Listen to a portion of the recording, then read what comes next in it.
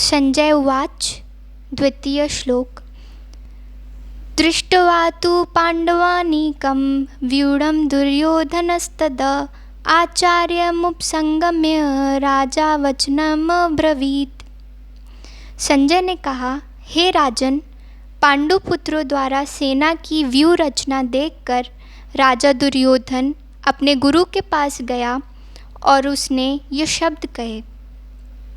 धृतराष्ट्र जन्म से अंधा था, दुर्भाग्यवश वह आध्यात्मिक दृष्टि से भी वंचित था। वह ये भी जानता था कि उसी के समान उसके पुत्र भी धर्म के मामले में अंधे हैं और उसे विश्वास था कि वे पांडवों के साथ कभी भी समझौता नहीं कर पाएंगे, क्योंकि पांचों पांडव जन्म से ही पवित्र थे। फिर भी उसे तीर्थ स्थान के प्रभाव के विषय में संदेह था। इसीलिए संजय युद्ध भूमि की स्थिति के विषय में उसके प्रश्न के मंतव्य को समझ गया। अतः वो निराश राजा को प्रोत्साहित करना चाह रहा था। उसने उसे विश्वास दिलाया कि उसके पुत्र पवित्र स्थान के प्रभाव में आकर किसी प्रकार का समझौता करने नहीं जा रहे हैं।